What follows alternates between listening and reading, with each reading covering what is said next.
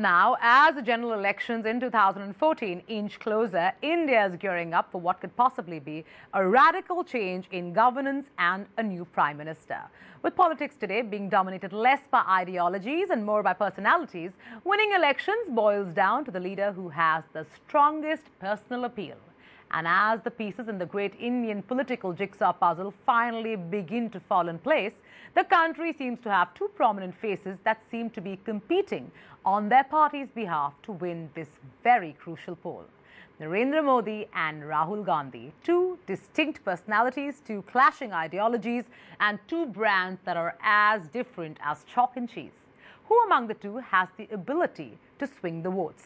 The reluctant heir apparent to the Nehru legacy who is credited with bringing realism to the Congress, or the controversial leader from Gujarat who is now being hailed as the only development-oriented politician in India?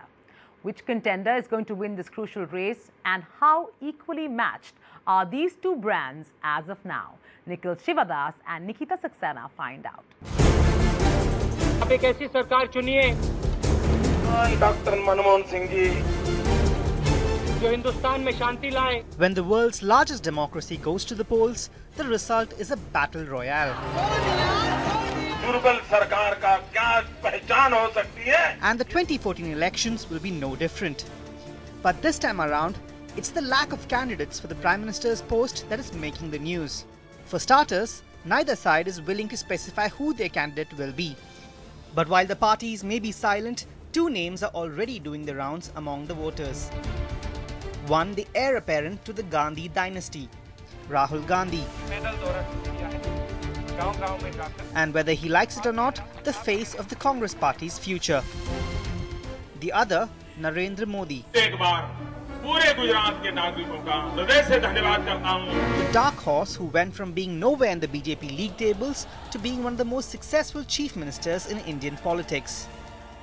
Both the parties at the moment are not yet busy selling either brand Rahul or brand Modi. Whatever is happening is more driven by the individuals themselves and their own machinery rather than the official party machinery getting into gear yet. All of which make the upcoming elections a clash of personalities as much as ideologies. आज आपके सामने गुजरात में एक ऐसी सरकार है जो असत्य के पीछे झुकती है.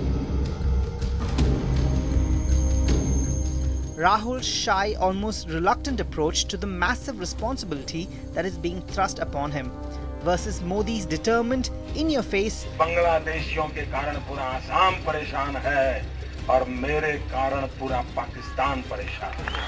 And no-holds-barred wish to take the Prime Minister's seat. So what do these two political brands have going for them?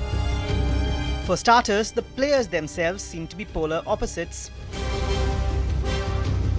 Narendra Modi is stubborn and unapologetic about his policies. He takes pride in standing out among his party members and leverages any opportunity he gets to make himself heard as a national force to reckon with. The common man sees Modi as a man who means what he says and is out to deliver.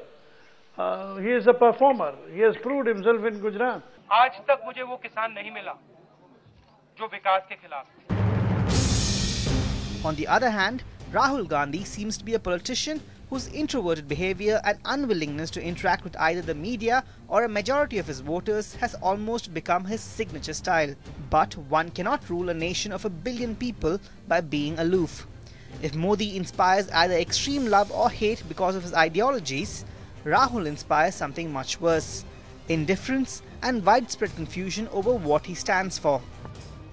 Modi's problem is that he is too strong a brand, which does not give him much leeway for accommodating, any other kind of an idea or any flexibility. Rahul Gandhi's problem is that he's too weak a brand, in that people don't really have a precise sense of A, his willingness to lead, and B, if he were to lead, what are his ideas on a whole range of national issues, because he's been silent on a whole lot of them. He is not a charismatic leader.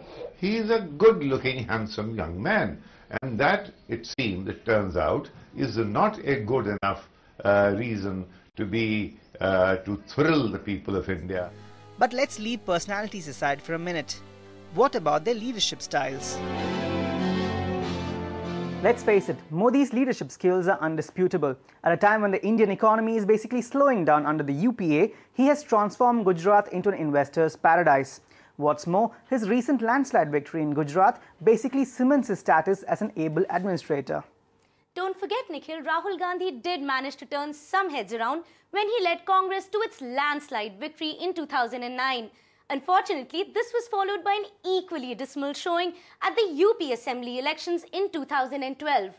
For a voter like me, what makes matters worse is Rahul's abysmal presence at the parliament and his refusal to take a stance on any issue. For someone who was once hailed as the young blood that would save the Congress, Rahul Gandhi has consistently alienated not just the youth but the middle class as well.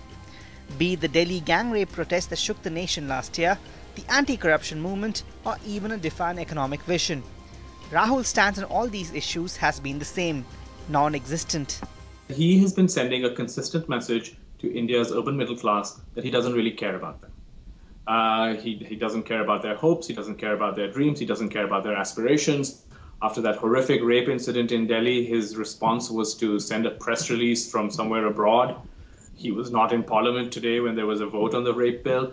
So he seems to think that he can ignore the aspirations of the educated urban classes and focus on this sort of folksy 1970s version of, I spent a night in a Dalit hut and look at Kalavati who doesn't have electricity. Here is where he contrasts himself with Modi.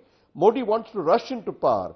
Modi is obsessive about power. Modi in fact thinks power is a kind of complan that he can drink and become more energetic.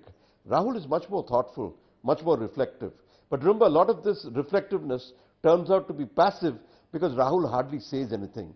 One wishes someone would give him a bit of dialogue to deliver in some kind of cameo performance. Rahul Gandhi's dismal showing in terms of personality, leadership style and mass appeal seems to have doomed his chances from the start. And with only a year to go for the elections, Modi seems all set to tee off into 7 Racecourse Road.